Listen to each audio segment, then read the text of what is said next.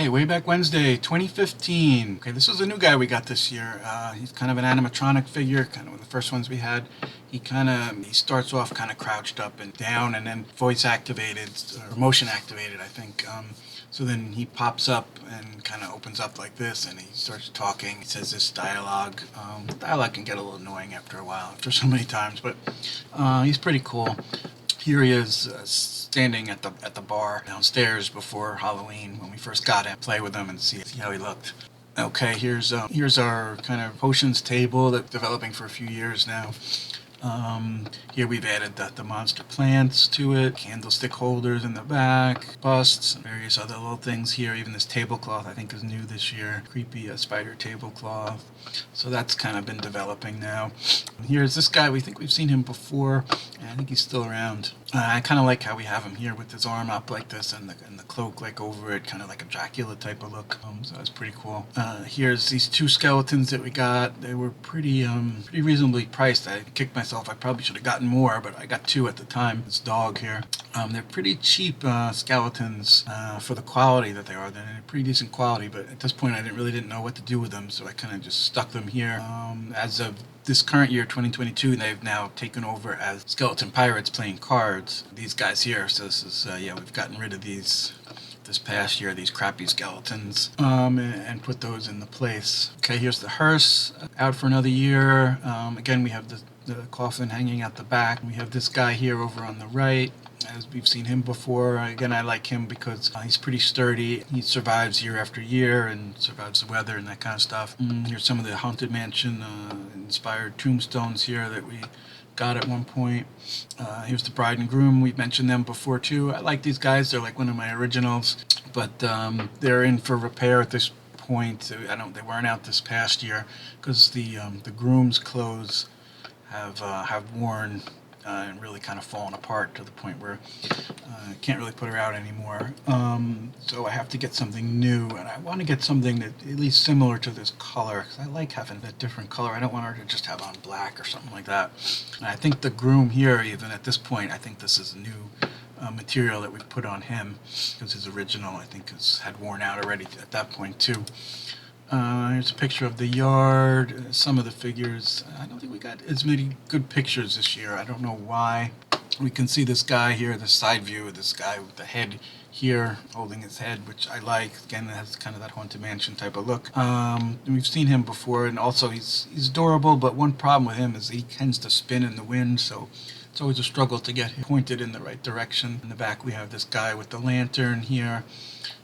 I like him too. I think that mask has since fallen apart too, so we have to really research how to preserve the masks. I don't know if you can like coat them with something or different techniques, something to make them last through the weather. If anybody knows anything, you please comment in the comments and let me know. Here's another yard picture, the mummy again. If you're following along, we just redid hands for him, new hands, just a couple of weeks ago. So we'll see that this coming year. See how he looks now with better hands than these ones here. You were kind of not in good shape even in 2015 here.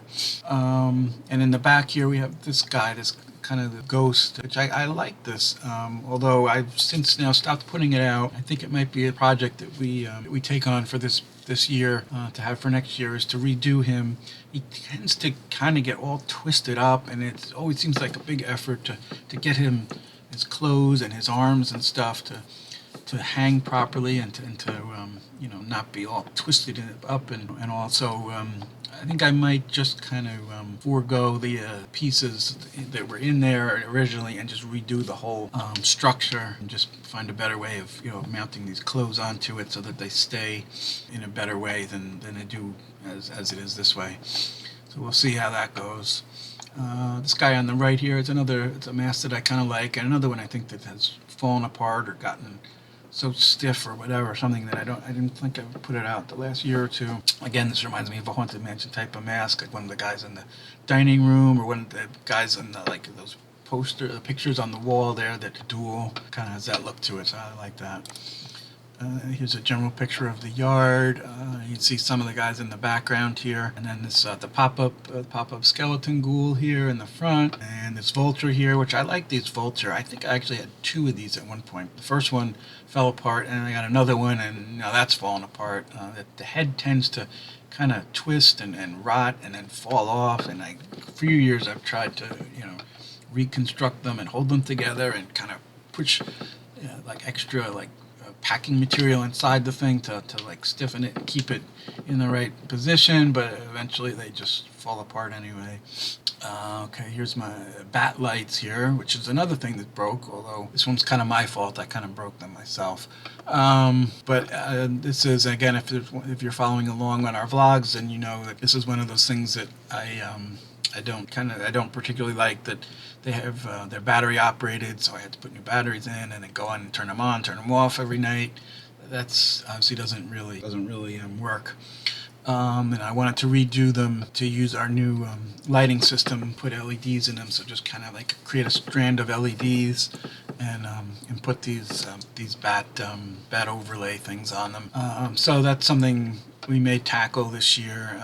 It's a bit of a work to get all those LEDs in it like a nice strand like that, putting all the wires together. So I don't know if I really want to do that and take the time to do it, but yeah, we'll see. Okay, so here's that new pop-up guy, the ghoul that we started with. This was the idea that I had to do with him. This is this door thing here is a scrim that I purchased off, I think, off of eBay or something. It's kind of one of those things that I just saw. I don't know how it popped up, but I've never seen another one like it again. Luckily I snagged it when I did, but it's a scrim. So if you're not familiar with what a scrim is, it's something that's really developed for theater use, and the idea is it's a cloth or some kind of tarp. It has a picture on one side, and then when you shine the light from the front, you see that picture, but when you shine the lights from the back, you see what's behind it. And so here you can see the light shining behind it, and you see the figure kind of ghostly coming through here, which looks pretty cool. The idea is that this would be in the garage. This is hanging in front of my garage, and so that people walked up the driveway, they would trigger the motion sensor, and then the light would come on behind with the figure, and the figure would pop up. But the problem is I can never really get it to work right. Either it comes on all the time and it just stays on constantly, and the figure just keeps going on and on, or it doesn't come on at all. So I have to figure out a better motion sensor or something that we can get it to really work the way it should. Okay, here's this guy we saw earlier, but now we got some nighttime pictures. You can see how we're getting lighting better than the original ones. If you're following along year to year, we get the lighting position so that we get good effects on the figures. So, it's nice to see that we're improving and learning a little bit. That's it for 2015. So stay tuned next week for the next year.